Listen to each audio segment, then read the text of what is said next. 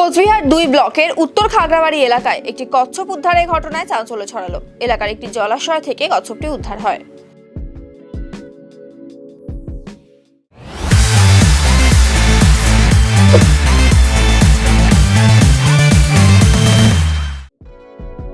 বৃহস্পতিবার সকালে জলাশয়ে স্থানীয় কয়েকজন যুবক মাছ ধরতে নামে। সেই সময় কচ্ছপটিকে দেখে তারা। এরপর কচ্ছপটিকে উদ্ধার করে নিরাপদ স্থানে নিয়ে আসা হয়। কচ্ছপ উদ্ধারের খবর পেয়ে প্রচুর মানুষ ভিড় জমান। এদিকে খবর পেয়ে ঘটনাস্থলে পৌঁছয় বন দফতর, মোহন রক্ষা কমিটি, জেলা পরিষদের সদস্য সহ অন্যান্যরা। পরবর্তীতে কচ্ছপটিকে উদ্ধার করে নিয়ে যায় বন দফতর ও মোহন রক্ষা কমিটির সদস্যরা।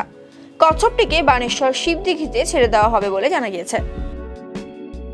আজকে এই সমীর ওদের পাশের বাড়িতেই একটা ছোট্ট জায়গা আছে যেখানে ওরা মাছ ধরছিল, ছোট্ট জলাশয়।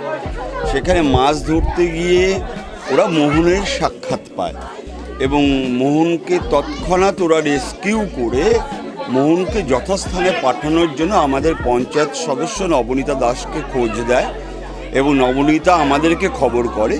আমরা খবর পাওয়ার পরেই বন দপ্তরকে বিষয়টা জানাই এবং মোহন রক্ষা কমিটিকেও জানানো হয়। ওরা খুব দ্রুত এসে এখান থেকে মোহনকে নিয়ে যাবে। ওরা নিয়ে গেলেই আমরা এখান থেকে চলে যাব। আরেকটি বিষয় আমি সবাইকে ধন্যবাদ জানাবো, গ্রামবাসীকে। মোহন বাঁচানোর তাদের যে প্রচেষ্টা, সেটা সত্যি গ্রামবাসীর কাছে একটা অভিনব একটা, ওদের কাছ থেকে আমরা একটা কনসেপশন পেলাম যেটা সত্যি ওদের প্রশংসার দাবি করতে পারে।